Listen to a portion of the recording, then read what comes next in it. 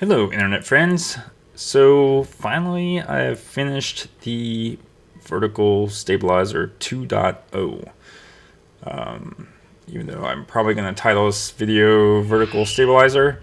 Um, what we need to do now is take this bulkhead from the aft fuselage, which you can see on the end of the spar there, and I finally turned off that parking sensor, which is what I climbed up on the ladder for, because it was shooting me in the face every time I was working on this table.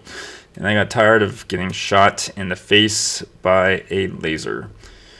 So anyway, yeah, so we're going to match drill this bulkhead to the vertical stabilizer.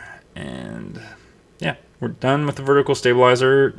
In the next video, we'll be continuing on to the aft fuselage, or the tailcone. It's another word for it. And probably riveting the skins to all the J stiffeners.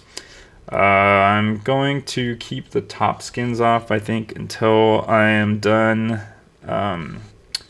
with avionics, because I'm probably going to need to run a bunch of wires back there.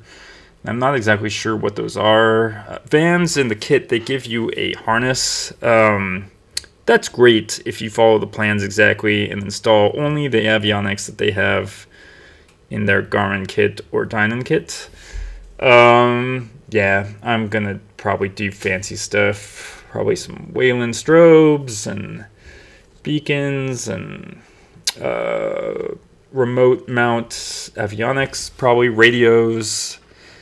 So, and transponder, since I'm going to do the G3X.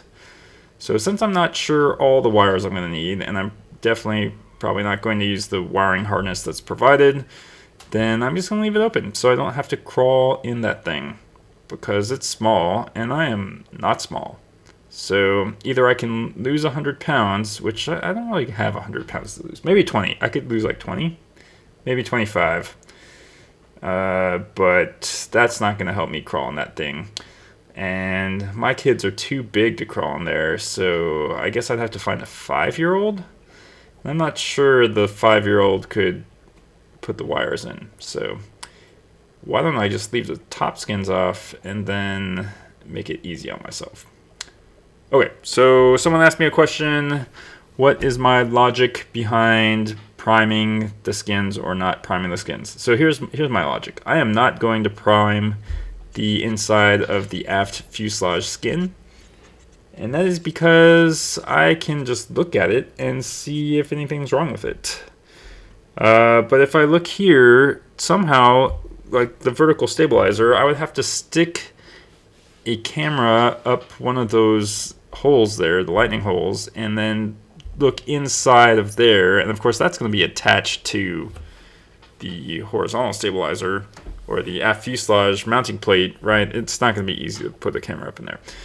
I'm sure it can be done, but it's not going to be easy. So my idea is, why don't I just buy some insurance and, cost myself half a pound or whatever, and just prime the inside of the skin and not worry about it. If any moisture gets in there, well, there's a layer of paint that has to go through before anything happens. Okay, so this is important here. You need to dimple the number 30 holes on these bulkheads. And it's real important to figure out what the orientation is when you do that. So for once, I actually wrote on there what the orientation is, and I crossed out the holes that I shouldn't dimple, even though I missed like 2 of them. But that's okay. I went back with the flathead sets and then smashed them and resolved that. So, yeah. Anyway, in the next video, we're going to go on to the aft fuselage. I'm excited. Bunch of little tiny projects to wrap up before I mate the fuselage halves together, and then I guess we're going back to the fuel system.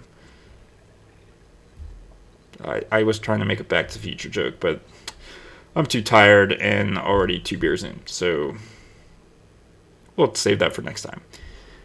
Anyway, if you have any good Back to the Future jokes, come tell them on our Slack group for RV builders. The link is in the description, and we will see you there, and I will see you in the next video.